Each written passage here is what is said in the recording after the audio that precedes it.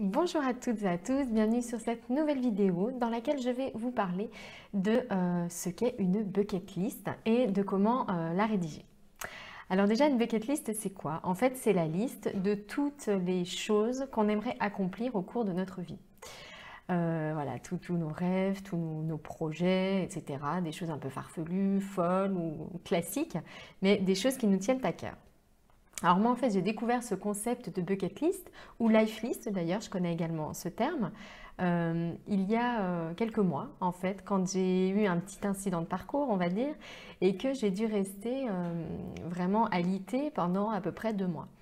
Alors bon, j'ai eu des moments difficiles, et puis, je sais plus, je crois que c'est ma maman qui m'avait apporté un sac de livres, et dedans, il y avait un livre, Demain est un autre jour, de Laurie Nelson Spillman. Et dans ce livre, justement, c'est exactement le cœur du livre, c'est la bucket list. C'est l'héroïne, en fait, c'est une jeune femme qui perd sa maman.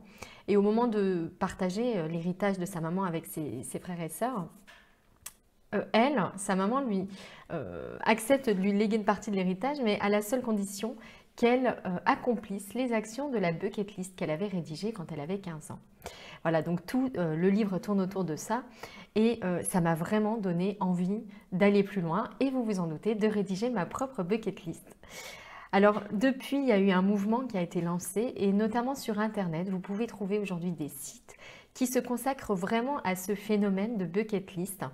Il y a plein d'internautes qui partagent par exemple leur propre liste et j'ai trouvé ça aussi sympa. Vous pouvez partager en fait vos objectifs avec d'autres personnes, hein, on a parfois des choses communes, et vous motiver ensemble, suivre les avancées des autres et faire un véritable co-coaching, on va dire, entre vous pour avancer plus rapidement et accomplir ces choses qui vous tiennent à cœur. Alors, dans cette vidéo, je vous propose un petit mode d'emploi en 4 étapes pour rédiger votre bucket list. Alors, pourquoi c'est important de rédiger une bucket list? Voilà, à quoi ça sert au fond? Ça permet de faire le point sur nos aspirations profondes. J'en parle souvent dans mes vidéos, on est pris dans le quotidien, on est pris par tout ce qu'on a à faire, des tâches, des obligations qui s'ajoutent. On est d'ailleurs plus ou moins responsable, hein, plutôt plus que moi. Mais bref, c'est souvent difficile de prendre du recul, de prendre de la hauteur. Et rédiger sa bucket list, ça vous oblige à faire ce petit exercice. Qu'est-ce que je veux vraiment? Qu'est-ce que j'aime vraiment? Quels sont ces rêves que j'avais quand j'étais plus jeune et que j'ai perdu de vue parce que je fais plein d'autres choses pour gagner ma vie, etc. Donc ça permet de nous obliger à faire le point. Et puis deuxième gros avantage d'une bucket list, le simple fait de rédiger ses objectifs secrets, profonds sur le papier, ça permet de leur donner déjà une première forme et c'est réellement un petit pas, ça permet de les concrétiser, c'est un premier pas vers leur concrétisation. Alors petit mode d'emploi pour confectionner votre bucket list. Première étape, fixez-vous régulièrement des petits moments avec vous-même. Il est vraiment difficile de savoir en profondeur ce qui est important pour nous parce qu'il y a plein de couches par-dessus. Il y a les influences extérieures, il y a les obligations, il y a la routine, il y a etc. beaucoup de choses. Donc il est important de se prévoir par exemple un quart d'heure chaque jour de solitude vraiment pour faire le point, pour faire ce petit bilan.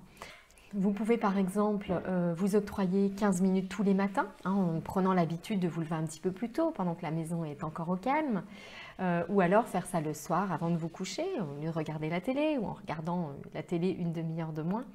Et voilà, prenez le temps de faire ce petit bilan. Ce que je vous conseille vraiment de faire, c'est tout de suite maintenant, de prendre votre agenda et de commencer à planifier ces petits moments avec vous-même pour être sûr de passer à l'action. Deuxième étape, maintenant vous allez vous munir de votre plus joli carnet et vous allez noter toutes vos idées. Tout ce qui vous vient en tête, comme ça, tout ce qui vous vient à l'esprit, les trucs que vous aimeriez faire, les rêves que vous aviez quand vous étiez plus jeune, que vous avez laissé tomber, ceux qui sont encore là, vos projets un petit peu fous, un peu farfelus, ou les trucs totalement classiques. Ça peut être quoi? Ça peut être des voyages particuliers, ça peut être adopter un autre mode de vie, ça peut être faire une expérience particulière, changer de vie ou vous reconvertir, ou voilà, avoir une activité différente, acquérir des compétences différentes, suivre des cours de quelque chose, etc. Bon, si vous manquez d'inspiration, donc sachez qu'il y a sur Internet énormément de références. Donc je vous laisse aller regarder des exemples de bucket list qui pourront vous inspirer pour écrire la vôtre.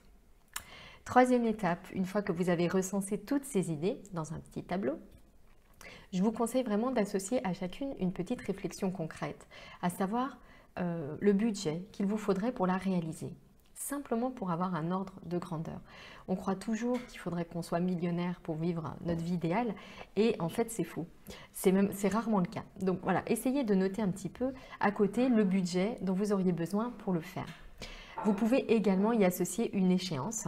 Ça c'est formidable pour vous obliger un petit peu à vous mettre en état de marche. Et puis éventuellement un plan d'action, avec des petites étapes intermédiaires, avec des petits délais.